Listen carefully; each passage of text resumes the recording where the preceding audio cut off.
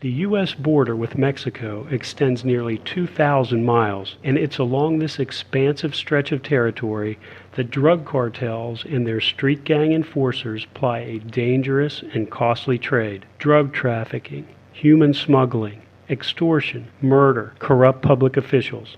All these crimes represent a multi-billion-dollar industry, and they pose a threat not only to communities on both sides of the border, but to our national security as well. What we do have on the U.S. side of the border are kidnappings, corruption issues, and the illegal drug trade that goes through, the cash that's flowing south, the weapons that are flowing south, and the drugs that are flowing north. To combat the drug trafficking organizations and other criminal elements on the border, the FBI partners with Mexican law enforcement and many federal, state, and local agencies on task forces targeting drugs, violent crime, and public corruption. The stakes are high. Just one corrupt border guard could potentially put the entire country at risk. The problem we have with a corrupt border guard, someone who's at that border checkpoint who can wave a truckload of whatever through. That could be a truckload of narcotics, it could be a truckload of illegal aliens, it could be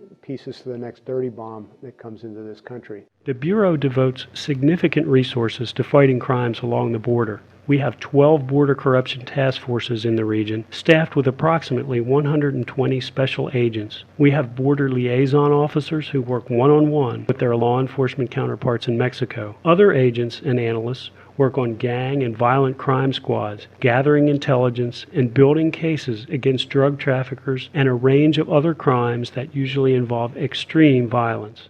The thing that's most concerning to me is the really the out-of-control violence that is on the Mexican side of the border that we're seeing. And it's not just 7,000 murders, it's the brutal violence, it's torture, it's the complete and utter disregard for human life, all based upon the greed and the wealth that's coming from drug trafficking. It's not just people being killed, it's people being killed, mutilated, and dehumanized in a very disturbing manner.